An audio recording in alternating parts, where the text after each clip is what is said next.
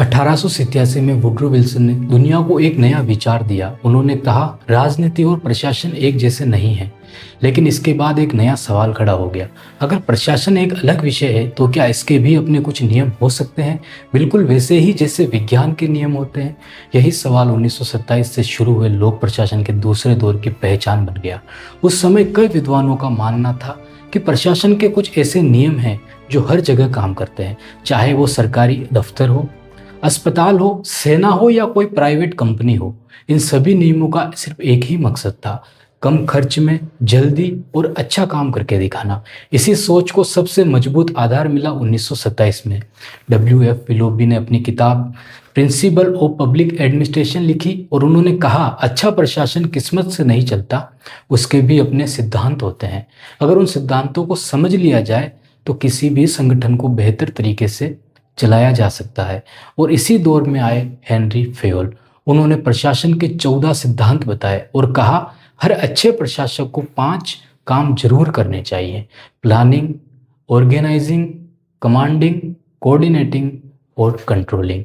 इन्हें आज ओक के नाम से जाना जाता है। धीरे धीरे यह सोच पूरी दुनिया में फैल गई। अब दफ्तर को एक मशीन की तरह देखा जाने लगा और कर्मचारियों को उस मशीन का एक पुर्जा माना गया। अगर हर व्यक्ति नियमों के अनुसार अपना काम करेगा तो पूरी व्यवस्था अपने आप सही चलती रहेगी। इसलिए अनुशासन, लिखित नियम और स्पष्ट आदेश और पदानुक्रम, इन्हें अच्छे प्रशासन की सबसे बड़ी ताकत माना गया। लेकिन कुछ साल बाद लोगों ने इस सोच पर सवाल उठाने शुरू कर दिए। दुनिया बदल रही थी, मजदूर अपने अधिकारों की बात कर रहे थे, समाज बदल रहा था और लोगों को समझ में आने लगा कि इंसान मशीन नहीं होता, उसकी अपनी सोच होती है, भावनाएं होती है और उसके अपने फैसलों पर समाज का भी असर पड़ता है। फिर आए हर्बर्ट साइमन।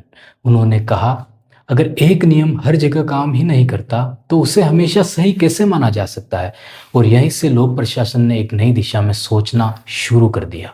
फिर भी इस दौर का योगदान बहुत बड़ा था। आज भी सरकारी दफ्तरों का ढांचा, अधिकारियों का क्रम, फाइलों की व्यवस्था, काम का बंटवारा और प्रशासन की बुनियाद काफ़ी हद तक इसी दौर की देन है। लेकिन अब सबसे बड़ा सवाल सामने था। अगर प्रशासन सिर्फ नियमों से नहीं चलता तो फिर उसे चलाता कौन है? और अगर लोकतंत्र की सबसे बड़ी ताकत जवाबदेही है तो प्रशासन जवाबदेह किसके प्रति है? सरकार के प्रति या संविधान और जनता के प्रति? यही शुरू होती है लोक प्रशासन की अगली क्रांति। तो मिलते हैं हमारी नेक्स्ट क्लास में। बहुत बहुत धन्यवाद।